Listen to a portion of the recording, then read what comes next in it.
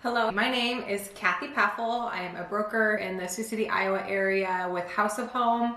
I'm licensed in Iowa, South Dakota, and Nebraska, and this week our tips are focused on the home inspection. This can be so dreaded for both the buyer and the seller of a property, and today I would like to give some advice on how to make it smoother whether you're the seller or the buyer. So let's dig right in. Often a home buyer is thinking, oh my gosh, what's going to be wrong with this property? Is the house going to fall in? And oftentimes, especially with younger individuals, we have inexperience with understanding how a home is built and how a home functions with regards to the systems that are inside of it, plumbing, HVAC, electrical, roof systems, all of the above. So it can be very scary in that regard because they just don't understand how everything works with regard to the home as a system itself. And so with the seller, sellers tend to think, oh my gosh, the inspector is going to find something. That's their job, right? They have to find every little tidbit that might be wrong with the property. And you might be thinking, what don't I know about my property that the inspector is going to find? With a little bit of advice from your real estate professional, you can navigate this process more smoothly. First of all, if you are a home seller, don't freak out. Oftentimes sellers have preconceived notions that a house has to be totally up to code for it to, or that the buyers are going to request every little thing that needs to be done with regard to the property, and that's not always the case. When I am working with a home seller, the first thing that I ever talk about is delayed maintenance. And I'm talking about, are the air filters clean in your heating system? Do you have peeling paint? Are there water stains from any sort of water leaks that might have happened that need to be freshened up? Have you worked on any window wood rot that might be existing? So anything that's regarding delayed maintenance, I strongly encourage a seller to get ahead of those even before a realtor might come out and visit, because it used to be location, location, location with regard to if a house is going to sell quickly and profitably or not. And now I would argue, at least in the Siouxland area, it's condition, condition, condition. So getting ahead of these things is only going to behoove you in the long run. I might ask a client of mine to bring in a professional to give some advice on electrical or plumbing. And that way the seller has information ahead of time that's going to arm the seller for what might come, or give the seller the opportunity to fix something in advance, which is only going to augment a buyer's confidence in the property that they're going to buy. Now, as for the sellers on the day of the inspection, what's going to happen? First, you're going to be requested to vacate the property during the inspection. The inspector does not want any sort of opportunity to overlook things if they're busy talking with the homeowner, and so they request that you be absent during that time. The inspector is going to be there anywhere between 2 to 6 hours, and at the end of the home inspection, the buyer and the buyer's representative has the opportunity to come into the property one more time and review the findings of the home inspection with the inspector. So do plan that the inspector and the buyer are going to be in your home that day. So if you're concerned about tidiness, it would behoove you to have things tidied up if you're concerned about the buyer seeing a little bit of daily life in your property. Now, before the inspection, it is very, very important that you have your furnace, your water heater, your electrical panel, and any attic scuttle holes clear of personal belongings and readily accessible, so that the home inspector can get into those on the day of the inspection and that they don't have to come back a second time because they weren't accessible. So what happens after the inspection? It's anywhere between 1 to 4 business days, possibly more depending on the inspector at hand, that the buyer is going to get the final results in a report format from the inspection. So it's going to take some time after the day of the actual inspection for the buyer to get the report, review the report, discuss with their realtor, discuss with any additional parties like a contractor or a family member regarding the findings, and to actually come up with a formal request to the seller. So if it takes a little bit of time to hear from them after the day of the inspection, don't panic.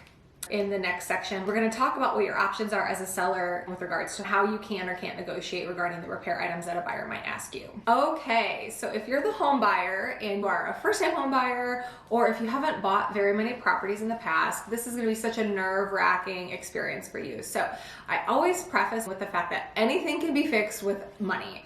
And whether it's an expensive fix or an inexpensive fix, we just have to gather the information and put the pieces of the puzzle together and figure out what's going going to be the best way to proceed. And you might find that the seller's not willing to pay for major ticket items, and you might have to walk away from the home. But for the most part, if you've done your due diligence on what is a good and a bad home, you're going to be ahead of the curve. So of course, a home buyer is going to want to make sure that they have a good bona fide home inspector that's going to be able to find any latent defects with the property, because this is what's going to ensure that you have made a good investment and also ensure your safety and the safety of your loved ones. So with regards to setting up the home inspection, usually a realtor is not associated with the inspection setup because it's technically a conflict of interest.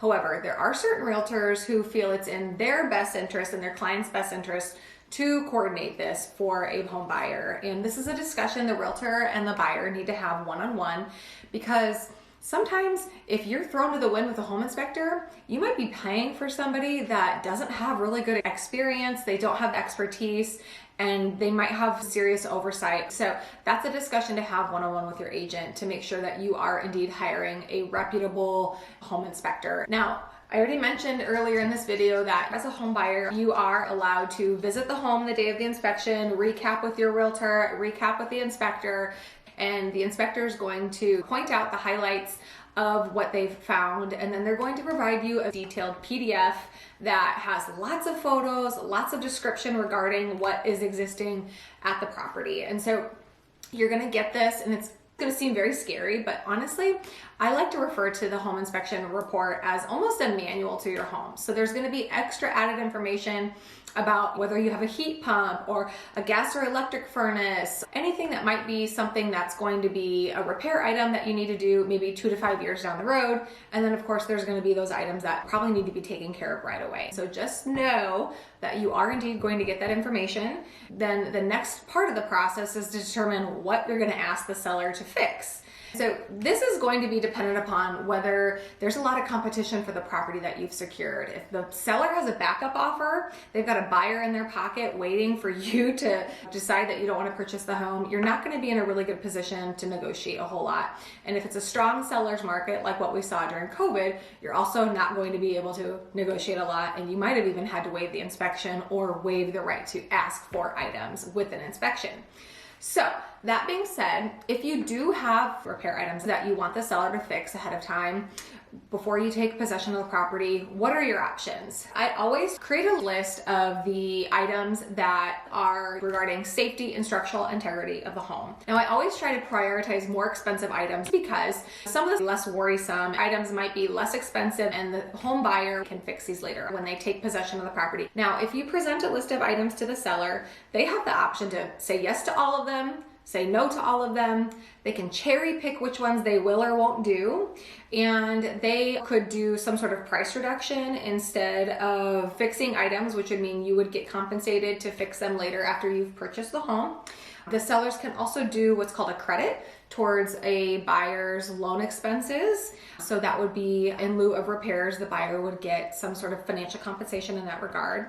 And then of course, depending on the situation at hand, you might actually be splitting the cost of a repair. So if a roof is bad, you might be expected to pay 50-50 because the seller's gonna have to put a new roof on and you're gonna get the benefit of that during your home ownership. So oftentimes we will see the roof or something high ticket like that be split, which means you could pay that part of your cost out of pocket. You could roll up the purchase price. There's all sorts of different ways to make all of the inspection items work if you are able to negotiate with the seller in that regard. Now, lastly, regarding the inspection item request, buyers are always nervous that a seller can just decide to totally cancel the contract. And this is not the case. A contract can only be canceled in the inspection period if the buyer and the seller are getting nowhere regarding the inspection negotiation. And if the buyer says so, at least with our purchase agreement contract at House of Home. So just know you're not going to lose the home if you submit a long or short list of inspection repairs. And for the most part, buyers and sellers are able to come to some sort of agreement that is fair for all, and everything will proceed accordingly. So with that, stay tuned, follow me for more weekly tips and information about our community here in Siouxland. Thanks for listening.